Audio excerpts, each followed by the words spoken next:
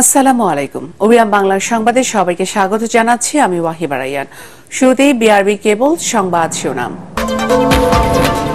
রাজধানী দাপিয়ে বেড়াচ্ছে ব্যাটারি চালিত অটো রিকশা, নিয়ন্ত্রণহীন চলাচল বলছে পুলিশ। বিকল্প কর্মসংস্থান না থাকায় বাধ্য হয়ে চালাচ্ছেন বলছেন চালকরা। এবং পাবনার মানসিক হাসপাতালে নিম্নমানের খাবার দেওয়ার অভিযোগ রোগীদের। লোকবলের অভাবে সব কাজই করতে হয় রোগীদের।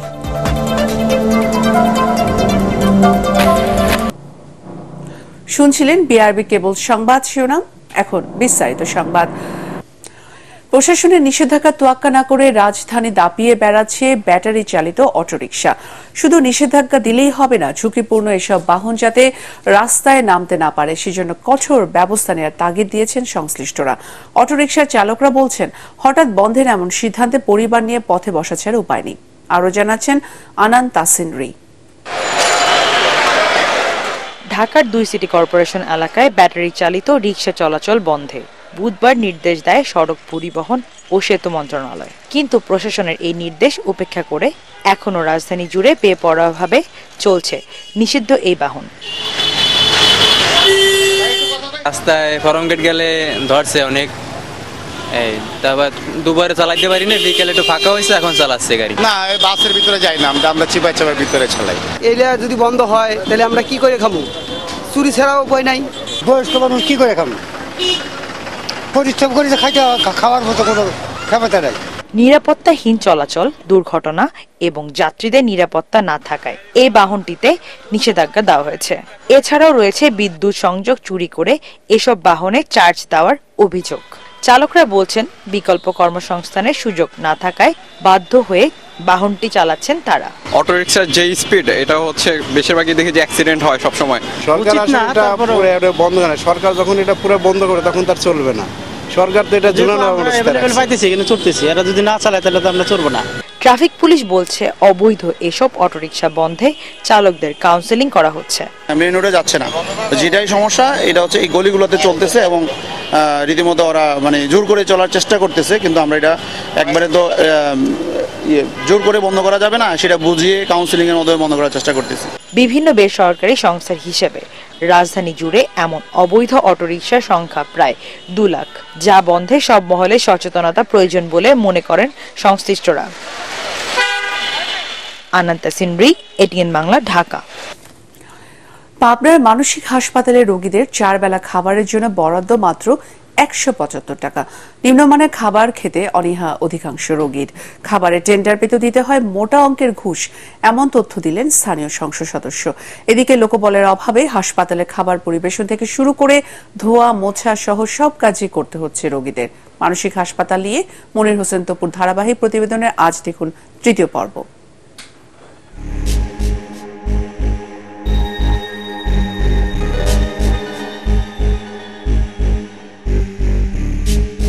নির্ধারিত সময়ে এভাবে ওয়ার্ড ভিত্তিক খাবার পৌঁছে দেওয়া হয়। তুলনামূলক সুস্থ রোগীরা নিজ তাগিদে খাবার খেলেও অসুস্থ রোগীরা ঘুমিয়েই দিন পার করে। মানসিক রোগীদের সঠিক পরিচর্যা ও যত্ন নেয়ার লোকবল নেই হাসপাতালে। খাবার পরিবেশন থেকে শুরু করে ধোয়া মোছার কাজ সবই করতে হয় রোগীদের। প্রতিদিন ডাইল ভাত, এই জন্য ভালো লাগে না। কি চান খেতে? এতে ভালো মন্দ একটা জিনিস চাই। এর চাইতে উৎপথে কিছু বিকাশে খাওয়াও শান্তি ভালো, সরকারি এই মানসিক হাসপাতালে থাকা চাইতেন। খাবারের মান নিয়ে অভিযোগ অনেক পুরনো হলেও অদ্যাবধি এর কোনো সুরাহা হয়নি। খাবারের টেন্ডার ১ বছর বন্ধের পর পুনরায় চালু হয়। ২০২৩-২৪ অর্থ বছরে ৫০০ রোগীর ৪ বেলা খাবারের জন্য ২,২০,০০,০০০ টাকা বরাদ্দ হয়। এই ৪ বেলায় ১৭৫ টাকা দিয়ে তাদের পুষ্টিকর খাবার দেওয়া কি আপনাদের পক্ষে সম্ভব হয়? হ্যাঁ, মোটামুটি এইভাবেই চেষ্টা করা হয়। ১৭৫ টাকার মধ্যে যেভাবে খাবার দেওয়া সম্ভব সেভাবে। টেন্ডার পেতেও ক্ষমতাসীন দলের নেতাকর্মীদের ঘুষ দিতে হয় বলে জানান স্থানীয় সংসদ সদস্য। লাইসেন্সের যে ভলিউম হয়েছে সেই ভলিউমের কারণে অনেকে যায় পাত্তাও পায় না। দীর্ঘদিন ধরে ওরা কাজটা করে আসতেছে এবং ওরা আমাদের দলের লোক। আমরা মনে করি আমাদের তোমার কাজ ওকে ইস ওকে হতে পারে, কারণ ওরা তো দলের লোক, আমার ক্লোজ তো সবাই। রুবেল তো আমাদের ক্লোজ, সুইটও আমাদের ক্লোজ। না, আই ডোন্ট নো, আমি জানি না হয় টাকা পয়সা না ছাড়া হয় নাকি। চাহিদা অনুযায়ী হাসপাতালের সেবা ও অবকাঠামোর উন্নয়ন হয়নি বলেও জানান এই জনপ্রতিনিধি। মানসিক রোগীরা যদি পুষ্টিকর খাবারই না পায় তবে দ্রুত সুস্থ হবেন কিভাবে?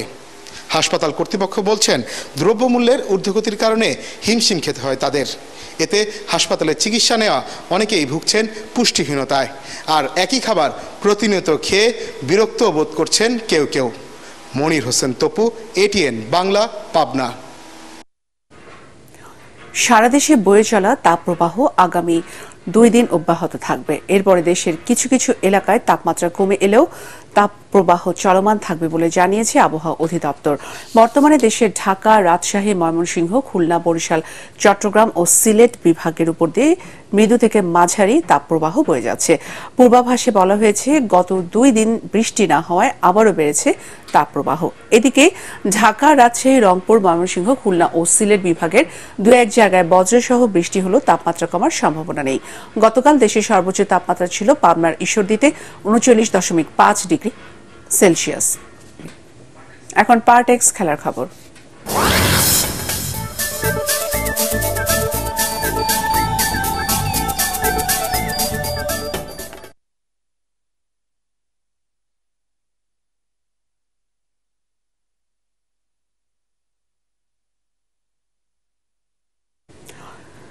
বিশ্বকাপ খেলতে যুক্তরাষ্ট্রের উদ্দেশ্যে বাংলাদেশ ক্রিকেট দল দেশ ছাড়ল, এখনো জার্সি উন্মোচন করেনি ক্রিকেট বোর্ড।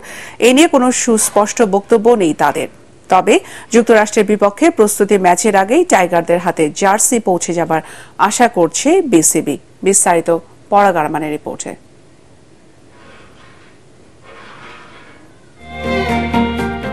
আসন্ন টি-20 বিশ্বকাপের জন্য সব দেশই দল ঘোষণা করেছে।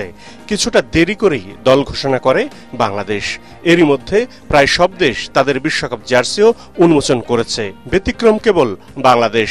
দল ঘোষণার মতো জার্সি উন্মোচনও দীর্ঘসূত্রিতা পেয়ে বসেছে টাইগারদের। বিশ্বকাপের জার্সি উন্মোচনের ঘোষণা আসতে আরও কয়েকদিন লাগতে পারে বলে জানান বিসিবির মিডিয়া কমিটির চেয়ারম্যান তানভীর আহমেদ টিটো। তিনি বলেন, জার্সি উন্মোচন হবে, আলাপ আলোচনা চলছে, 2-1 দিনের মধ্যে সিদ্ধান্ত জানিয়ে দেয়া হবে। অবশ্য ওয়ানডে বিশ্বকাপ খেলতে দেশ ছাড়ার আগে টাইগারদের জার্সি উন্মোচন করা হয়েছিল। টি-20 বিশ্বকাপে সেই ধারা রক্ষা করা যায়নি। তবে এবার হয়েছে আনুষ্ঠানিক ফটো সেশন। বিশ্বকাপ খেলতে ইতিমধ্যেই যুক্তরাষ্ট্রে রওনা দিয়েছে বাংলাদেশ ক্রিকেট দল। প্রস্তুতির অংশ হিসেবে স্বাগতিকদের সঙ্গে 3 ম্যাচের টি-20 সিরিজ খেলবেন শান্ত সাকিবরা। দল দেশ ছাড়লেও টাইগারদের বিশ্বকাপ জার্সি নিয়ে লুকোচুরির শেষ নেই। আগামী 2 জুন যুক্তরাষ্ট্র এবং ওয়েস্ট ইন্ডিজের মাটিতে বসছে বিশ্বকাপের 9ম আসর। 8 জুন যুক্তরাষ্ট্রের ডালাসে শ্রীলঙ্কার বিপক্ষে ম্যাচ দিয়ে মিশন শুরু হবে বাংলাদেশের। পরাগ আরমান, ATN বাংলা, ঢাকা। বিশ্বকাপের আগে ভারত ও যুক্তরাষ্ট্রের বিপক্ষে 2টি প্রস্তুতি ম্যাচ খেলার সুযোগ পাচ্ছে বাংলাদেশ। 2 সপ্তাহ পরে শুরু হচ্ছে এই আসর। সেখানে প্রায় সবগুলো দলের জন্য প্রস্তুতি ম্যাচের ব্যবস্থা করেছে ICC। আনুষ্ঠানিকভাবে তার সূচিও প্রকাশ করেছে ক্রিকেটের এই সর্বোচ্চ নিয়ন্ত্রণ সংস্থা। বাংলাদেশ নিজেদের প্রথম প্রস্তুতি ম্যাচ খেলবে স্বাগতিক যুক্তরাষ্ট্রের বিপক্ষে 28 মে টেক্সাসে। এরপর 1 জুন ভারতের মুখোমুখি হবে নাজমুল হোসেন শান্তর দল। তবে একমাত্র নিউজিল্যান্ডই কোনো প্রস্তুতি ম্যাচ ছাড়াই তাদের বিশ্বকাপ অভিযান শুরু করবে। স্প্যানিশ লা লিগায় আলমেরিয়াকে 2-0 গোলে হারিয়েছে বার্সেলোনা। প্রতিপক্ষের মাঠে খেলার 14 মিনিটে ফার্মি লোপেজের গোলে এগিয়ে যায় কাতালানরা। মৌসুমের 6ষ্ঠ গোল পেলেন এই ফুটবলার। 22 মিনিটে সমতায় ফেরার সুযোগ পেলেও তা থেকে গোল করতে ব্যর্থ হন বাতিস্তা। এরপর 42 মিনিটে এমবাপ্পের শট পোস্টে লাগলে আরও একবার হতাশ হতে হয় আলমেরিয়াকে। দ্বিতীয়ার্ধের শুরুতে লোজানা গোলরক্ষককে একা পেয়েও বার্সেলোনার জালে বল পাঠাতে পারেনি।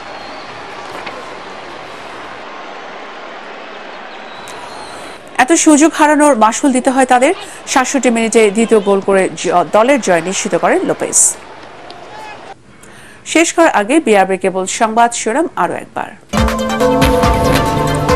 রাজধানী দাপিয়ে বেড়াচ্ছে ব্যাটারি চালিত অটোরিকশা। নিয়ন্ত্রণহীন চলাচল বলছে পুলিশ।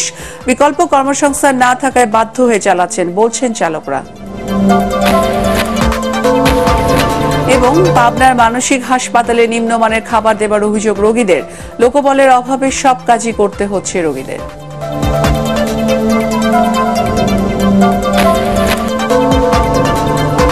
পরবর্তী সংবাদ দেখার আমন্ত্রণ জানিয়ে এখনকার মতো শেষ করছি। এটিএন বাংলা সংবাদ ইউটিউবে দেখতে ব্রাউজ করুন youtube.com/ATN Bangla News। ধন্যবাদ।